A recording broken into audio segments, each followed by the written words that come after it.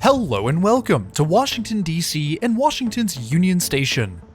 Today we're headed to Greensboro aboard Amtrak's Crescent, riding 5 hours and 46 minutes from D.C. to NC. Our journey begins outside Washington's Union Station. The 1907 station is the southern terminus for Amtrak's Northeast Corridor, serving Amtrak high-speed intercity and long-distance services and 5 area commuter rail lines. Only a few blocks from the station entrance is the nation's Capitol building. From here, it's only a 15-minute walk from the door of your train to the heart of the legislative branch of the United States government. Two impressive pieces of artwork can be found out front of the station entrance. The first is the Columbus Fountain, a memorial to Christopher Columbus created by American sculptor Lorado Taft in 1912. The second is the Freedom Bell, a 2-to-1 scale replica of the Liberty Bell created for the bicentennial of the birth of America in 1976. The bell traveled the lower 48 on board the American Freedom Train, sharing a car with the map of the train's journey and a lunar rover. The station itself is also a work of art, and stepping inside, it's not hard to see why. Front and center is the main hall. The 219 by 120 foot space spans almost the entire station entrance, its gold-coffered ceiling standing 96 feet above the floor below. Once the waiting and ticketing area, the hall has found a new life as an event space, in addition to being an incredible architectural masterpiece.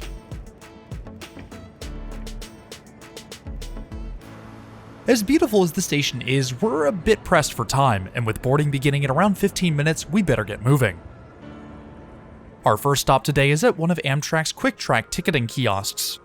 These kiosks can be found at stations all over the US and can be used to purchase tickets, check reservations, and make adjustments to upcoming travel. I purchased our ticket ahead of time, so I'll be using it to print our travel documents. Beyond the ticketing area are the main waiting areas and many of the shops and restaurants. Amtrak has people wait near a posted gate letter until boarding, much like an airport.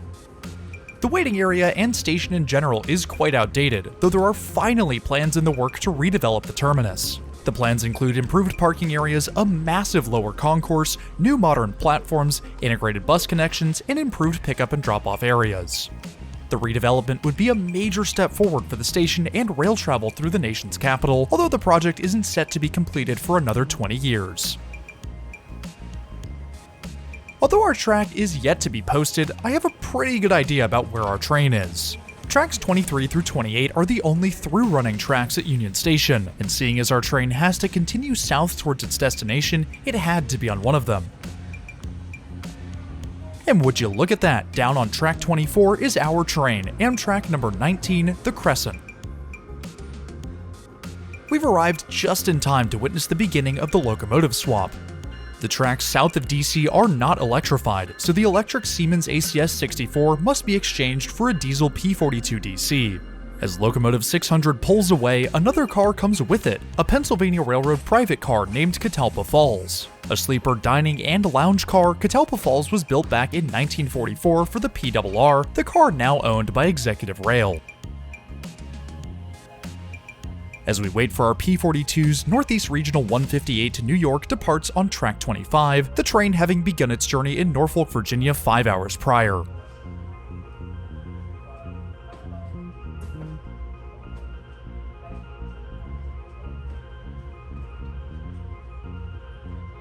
A few tracks over, our P42's number 19 and 17 pull around to hook up to our train.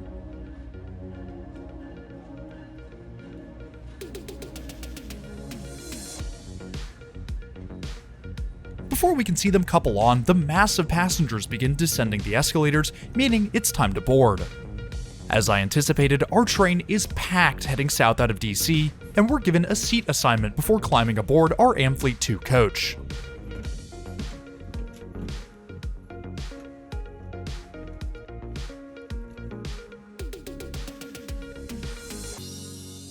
While we wait for boarding to conclude, let's take a look at our route down to Greensboro. Our journey begins heading south and then west out of Washington, D.C., stopping in Alexandria and Manassas.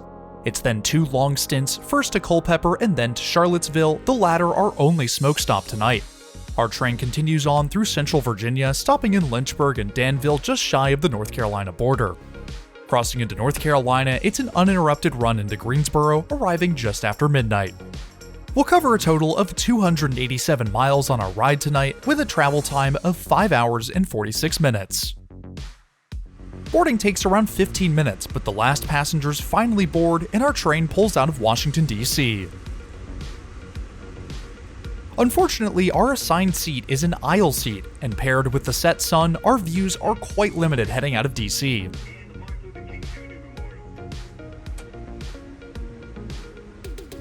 As we leave the city, the only sign that we're on the move is the rumble of the tracks beneath us and my GPS indicating we're cruising at 75 miles an hour. Departing DC, the cafe car on the Crescent remains closed to allow sleeper passengers to dine. Soon after departing Manassas, the cafe car attendant announces that the car is open and serving.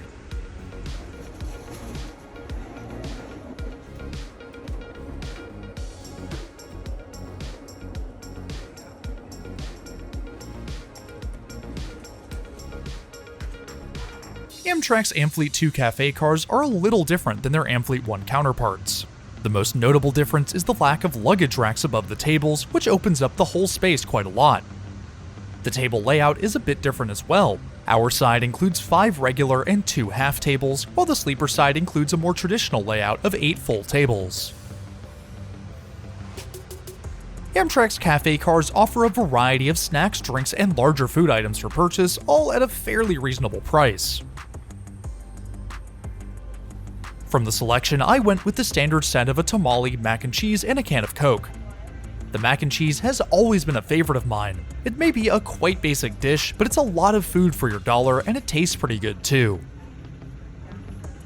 All in all, the meal cost me $15.25, which was definitely pricey considering the quality of food, but what can you do when you're on a train? As we dine, our train comes to a stop in Culpeper, Virginia.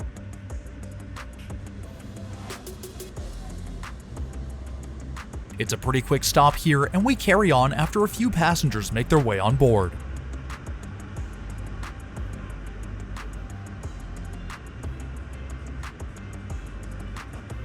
We once again pick up speed, this time reaching 80 miles per hour as we charge onward into the night. Rural Virginia rolls past the window, the horn of our P-42 blaring out from a few cars ahead.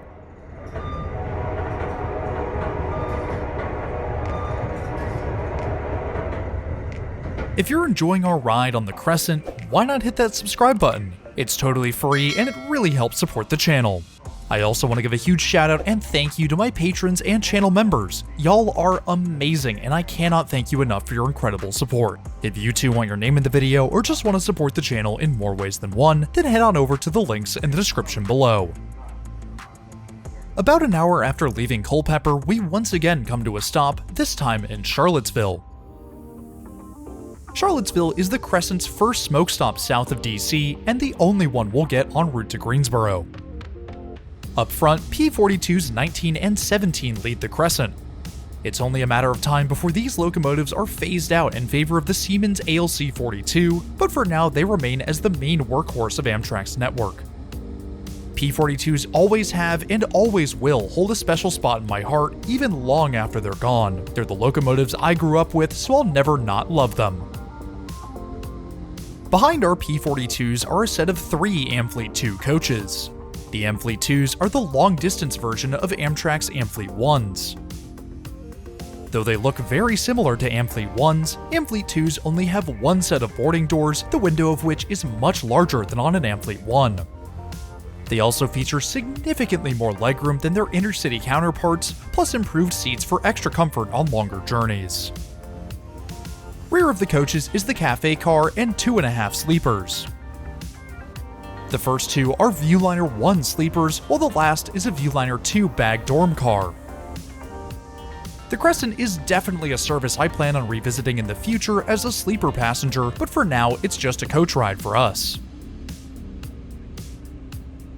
Now it's time for everyone to pull out their Amtrak bingo cards, because can you guess what's happened while we're here? If you said delayed by freight, then go ahead and cross that off your card. It turns out that a northbound freight train just so happens to need the tracks in front of us to pass, leaving our train stuck here for an additional 30 minutes while it passes. The extra time on the platform does mean I can spot something interesting embedded in the pavement. Below our feet is a line diagram for the Crescent. At the south end of the platform is New Orleans, the southern terminus of the Crescent.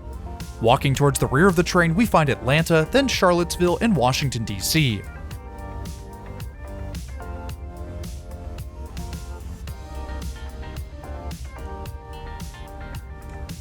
The major stops start rolling in with plaques for Baltimore, Philadelphia, and New York in quick succession.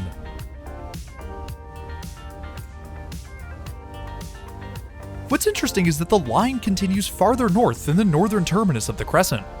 At the end of the diagram is a plaque for Boston, the theoretical farthest point a train could reach from here on the Northeast Corridor. Climbing back aboard, we can return to our row for a look at our Amfleet 2 seating.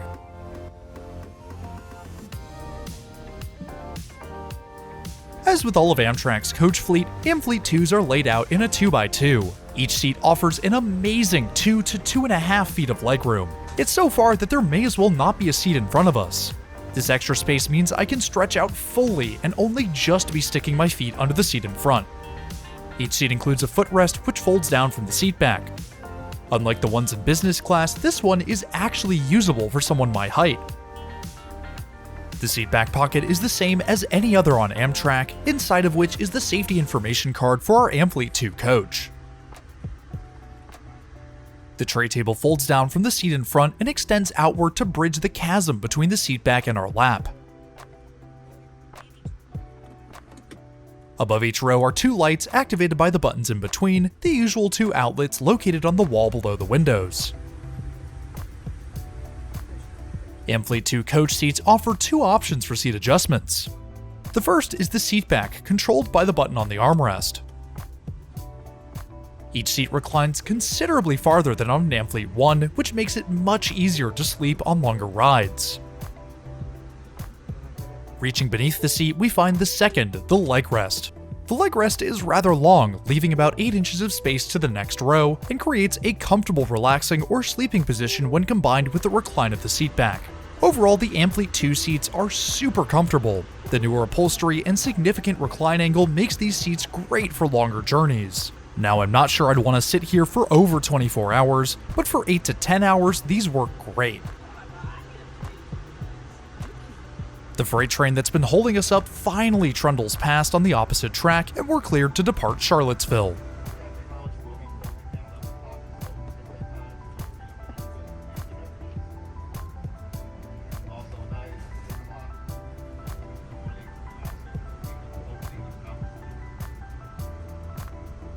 Bathrooms on Amfleet 2 coaches are found near the boarding doors for each coach, with one regular and one accessible. The accessible bathroom is quite large, though is definitely not in the best working order. The sink is clogged, though the faucet does work, with a mostly full bottle of soap and well-stocked paper products, some of which have found their way to the floor. The 120-volt outlets are located beside the sink and appear to be in good working order. It's a fine bathroom, though a good cleaning and maintenance check is definitely needed for this facility. Returning to our seat, the crew announced that we would be entering the quiet hours. From 10 p.m. to 7 a.m., the crew would be dimming the lights in each car to help passengers get some sleep. This also means that there will be no more announcements until 7 a.m. tomorrow, with the crew asking everyone to remain in their assigned seats so the crew can find them when we arrive at each stop. With the lights now dimmed and the passenger numbers decreased, I stretched out across our row, taking full advantage of the extra space provided by our Amfleet 2.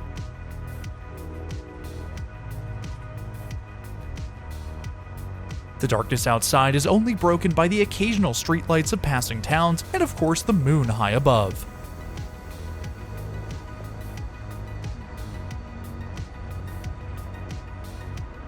With about 90 minutes before our arrival and not much to see, I decided to get some shut-eye to pass the time. My slumber was broken only a few minutes out from our destination of Greensboro, North Carolina. The lights of the city center appear outside, our train pulling to a stop at our end of the line.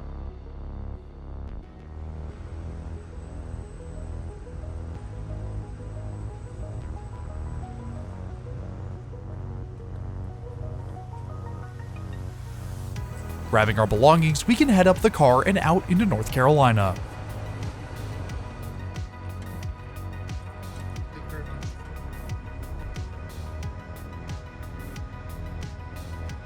As our train makes an exchange of passengers, we can head up to the front for one last look at our P-42s.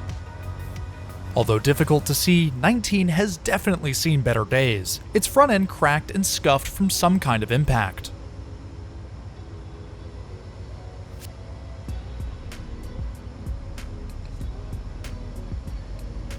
The horn soon rings out from the lead locomotive, and train 19 carries on into the night.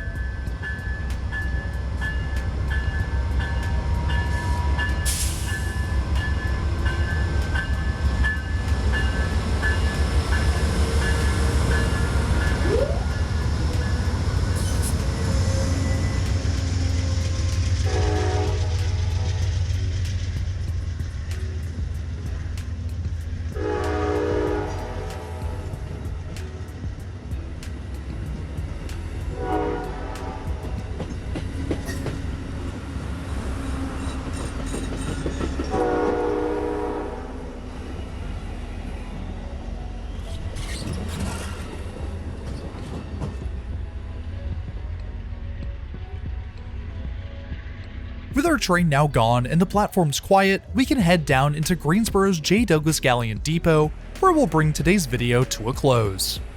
Next week, we'll be back in Canada to ride with GO Transit, Toronto's commuter rail network from Oshawa to Toronto Union Station.